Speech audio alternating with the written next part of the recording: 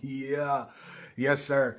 We back. We back with another video. My apologies. I know it's been a little minute, so sorry for that, but I'm back. I got you here with me. And that's all we need, right? So we're gonna keep this train moving, we're gonna keep this thing going. And first off, make sure you all like, comment, and subscribe so that way you tell YouTube that you know where to go for the best fight preview videos, fight review videos, best interviews. We got a little something for everyone. So make sure you hit that like button, make sure you hit that subscribe button, make sure you hit that bell. So that way, like we said, YouTube knows the vibes and they know that you know where to go to find the best stuff. So thank you all for the people that have subscribed, comment, liked, and the people that haven't, that just tap in to watch the videos. I appreciate you too. We appreciate everybody. So thank you, everybody. But we're going to be looking at Naoya Inoue against Ramon Cardenas that went down. And there was a lot of action that went down that we're going to discuss before we even get to the main event. So we're going to discuss all that. But before we do that, we got to handle some business first, y'all. Y'all know DNS Cleaning, powered by. So if you're in the Hampton Roads, Virginia area, you're in Norfolk, Chesapeake, Hampton, Virginia Beach, any of those, Suffolk, and you need cleaners, those are the people that you want. So if it's a workspace, if it's like an Airbnb, and you need cleaners, you need a team, those are the people that you want. So feel free to reach out to me. I can get you all the information that you need for them, or you can reach out to them yourself. They are on Instagram and they're on Facebook as well. DNS Cleaning Services, LLC.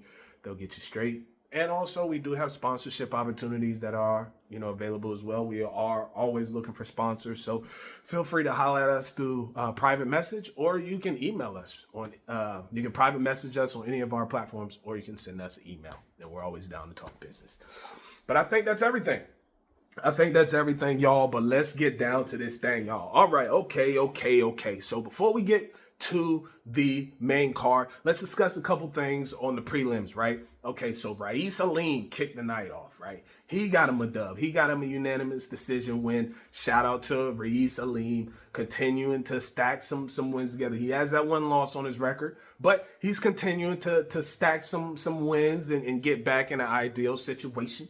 So shout out to Ra'is Aleem. Makito Nakano, I hope I pronounced that correctly. If I didn't, my apologies. But we're going to keep an eye on him because my man's got a nice little win to knockout ratio. I want to say it's like 13 wins, 12 KOs, or like 14 wins, 12 KOs type thing. But this is my first time seeing him. My apologies. But we're going to keep an eye out. I was very impressed with what I saw from him.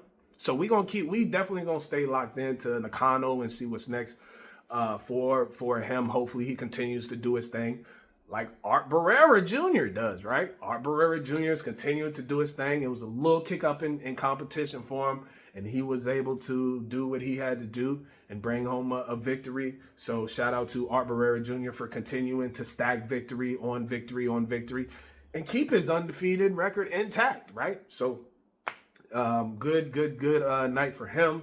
Next up, Emiliano Vargas, the son of legend Fernando Vargas. Emiliano continues to be impressive. He continues, to put together good performance after good performance. Still undefeated. He's still young. He still has all the time in the world, really, to be honest with you. So there's really no rush in getting him into anything crazy right now as far as bouts. But they got him on the right path for sure. So shout out to Emiliano, shout out to his pops, and shout out to Top Rank too for the way that they're bringing him along. Not too fast, because if you look at his age, he's like 21, 22.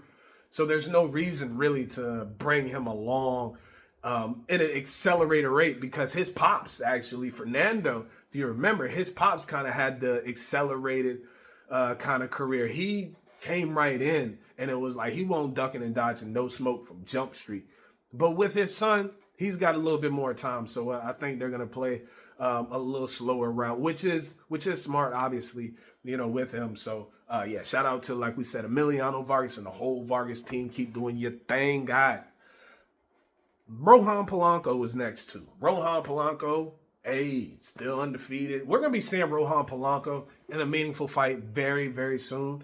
I really do believe that he's been stacking victories, and like we've been saying about these other guys, good performance after good performance, and that's what you want. So he's sitting at the 147 pound weight division right now. So it's just a matter of time before we start seeing Rohan Polanco against some names that we're familiar with.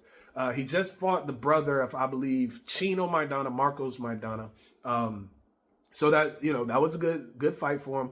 But like I said, we're going to start seeing some people that we're a little bit more familiar with Rohan Polanco, because it's about that time, right? And if you look at the spot that they had Rohan Polanco on the card, you had the main event, the co-main event, and then you have Rohan Polanco. So it's like, all right, things are going to start cooking up soon for him. So keep your eyes locked in on the channel, so that way when we start dropping these names, we start dropping these bouts, that's going to happen with not only for Rohan Polanco, but for Emiliano Vargas, Art Barrera Jr., Makino Nakano, Reyes Aline. When these names start dropping through as far as who these guys are going to be fighting, y'all know where to find all that stuff at, y'all. Here we got y'all. Make sure y'all stop by the shop too. But y'all know we got all that news. We got you covered. All right, so now we step over to the main card, okay? So we're going to kick off with the co-main, right? It was Rafael Espinoza against Edward Vasquez. Now, Rafael Espinoza, he did end up retaining his WBO featherweight title. He did end up getting the stoppage win over Vasquez. Vasquez, he put together a good little valiant effort in the beginning, but that size that Espinoza has, it's a lot for that weight class, y'all. It really is. And to kind of put things in perspective, all right, so we said Espinoza's 6'1", right? Canelo Alvarez is 5'7". Canelo Alvarez fights at 168 pounds. Terrence Bud Crawford, last fight was at 154 pounds. Next fight, 168 pounds. He's about 5'8", 5'9". So to put that in perspective, there are people that fight at much larger weights than Espinoza that are shorter than him. So it's going to be difficult for whoever lines up against him. It kind of reminds me of Sebastian Fundora when you look at his tall 6'5" frame. It's that size and that length is a weapon in itself, especially when you go against someone that knows how to use it.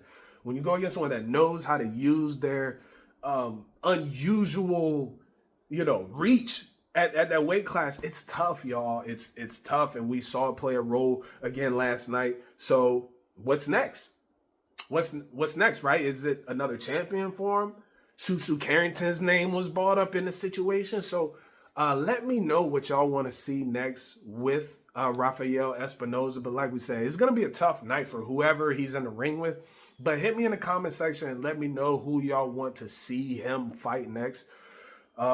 Is it, like we said, is it Shushu? Is it someone else? Tap in, let me know.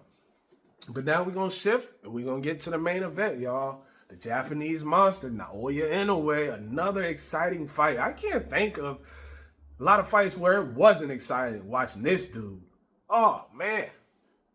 So, first little bit of the fight, obviously, you got the fill-out process. Second round, boom, we got action.